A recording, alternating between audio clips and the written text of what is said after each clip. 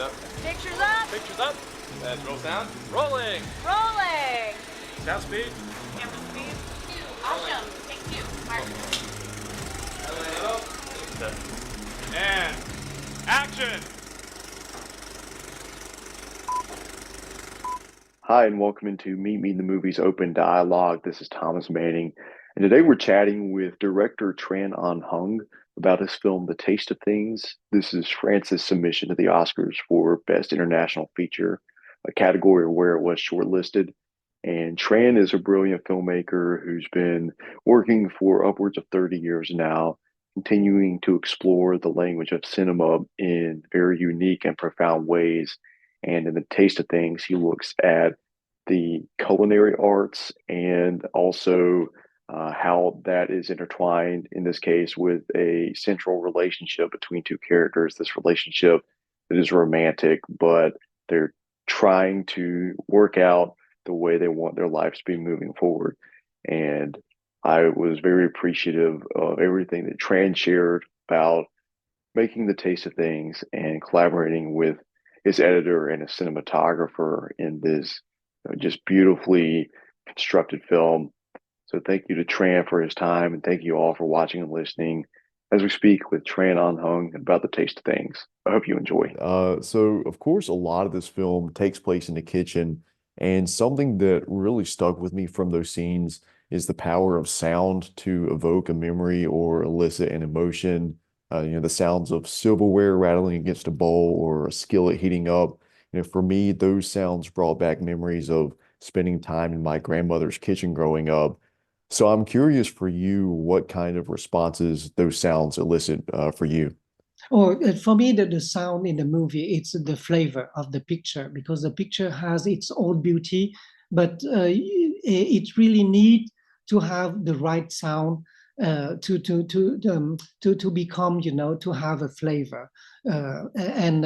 So the sound, it's for me, I always work the sound very carefully. For instance, when we did the foley, I'm in the room from the first minute until the last minute, because I always looking for the right sound, the texture of the sound, everything. I never use a sound effects.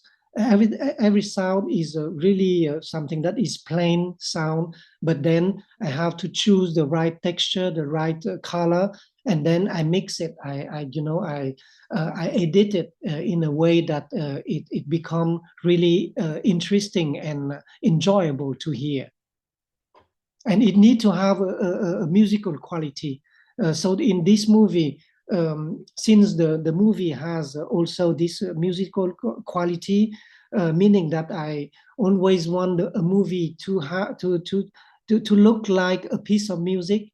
So with the sound, it's the sound in this movie is so rich that finally I didn't need music for it. Yeah, that's something I noticed as well, the lack of score, and I was really interested by that. But I absolutely loved what you accomplished with the sound. And I think there are certainly comparisons to be made between the art of filmmaking and the process of preparing a meal, because in both a successful film and a nourishing meal, there are so many elements working together in unison, and they ultimately bring that final result to fruition. And finding that balance takes great attention to detail. So how much of that comparison was on your mind when you were developing The Taste of Things? Oh, I think that I didn't make any comparison, because it's two different arts, and it will be a waste of time to try to compare them. When I'm making a movie, I'm focused on the language of cinema, and I would with this language I would look inside the culinary art, to see what is interesting for the audience. And the idea is very simple: how to transform something and make it into something really good, and to create pleasure, and yes, pleasure. So I had to find some dishes that is interesting watch on the screen, and also to give some information that reveal the idea that all this is quite sophisticated. For instance, when Dodin cooked the chicken for Eugénie, he needed 2 chicken to make the broth before cooking, the chicken that Eugénie will eat. So all this is quite sophisticated and take time and a lot of different steps in the preparation. And looking to the rhythm of the editing by Mario Battistel, I love how this really plays into the movement and the flow of preparing a meal. So what were some of the key aspects of your collaboration with Mario in bringing this flow and this motion together in the edit? Yes, I really need Mario to edit the movie, because it's also a matter of how would I say, or the way we are. So we don't talk much. We just try things, and then we look at each other, and we knew that it's good or not, and then we do it again, somehow. And it's very important to be completely open. We don't have any strong will for a scene. We really try to listen to the materials that we have, and trying to get the best of it, and trying to be surprised by something in there.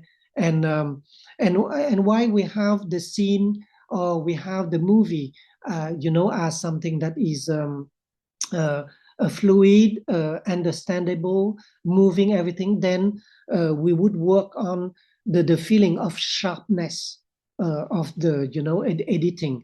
We always like the idea that when we go from one shot to the next shot, we give the feeling that we cut it really sharply, so that there was something that is a little bit like a little shock inside of the audience when we change the shot. That's what we are looking for. And the visual aesthetic of the film is so lovely as well. So I'm also interested to hear about your partnership with your cinematographer, Jonathan Rickberg, and to capture this beautiful delicacy that we see. What was your collaboration with Jonathan like as you worked together to find that photography style? Oh, this is something very simple for me. With all my collaborators, what I ask for them, what I ask for is to give me the skin on the screen, because cinema is an art of incarnation, meaning that you put ideas and stories inside the body of the actor. So their skin is very important. I have a big love for faces, so I need to have the skin right on the screen. So this is a great indication from the beginning, a great request. It works like a frame that I gave to everyone, so that they can be completely free inside of this frame to be creative. So I told him, the light is the beauty of the movie. It belongs to you. You can lit it the way you want. We of course you ask me if it's warm or it's cold in this, and that's it. But in terms of framing, it belongs to me, because it's something related to the drama, to how you will show everything. So this belongs to me. He has to deal with me about the frame. That was it. It's very simple. And you also have an outstanding cast you're working with. Of course, you have Juliette and Benoît, but I'd love to ask in particular about casting the young actress, Bonnie, who plays Pauline. Everything she communicates with subtle movements of her eyes is really remarkable. And I believe this was her first feature credit as well. So I was curious about your perspective on what she brought to the film and, what impressed you the most about her work. No, she's amazing. I mean, I was lucky. You need to be lucky with kids, with children. It's impossible to anticipate anything. But of course, during the casting process, I gave something to eat to all of the little girls who came to, so I can see how they chew. It's very important that they chew in a way that give the feeling that, it's something good in their mouth, because a lot of actors, when you see them eating, is you have the feeling that they don't deserve, what they eat, they are eating. So here for her, it needs to be something interesting, and also to see in her eyes that she was able to analyze what is happening in her mouth, and she did it so well. And I think, you need that kind of miracle, because you cannot invent it, you cannot direct it, you cannot get it from someone if they don't have it, if they don't give it to you, somehow. Well, Tran, I truly do appreciate your time today and everything you shared about the taste of things. And congrats on such a beautiful film. And I appreciate everything. And hopefully we share more conversations in the future. Yes, thank you very much. Okay, pictures up. Pictures up. Pictures up. Roll sound. Rolling. Rolling. Sound speed. Camera speed. Awesome. Take two. Mark. And action.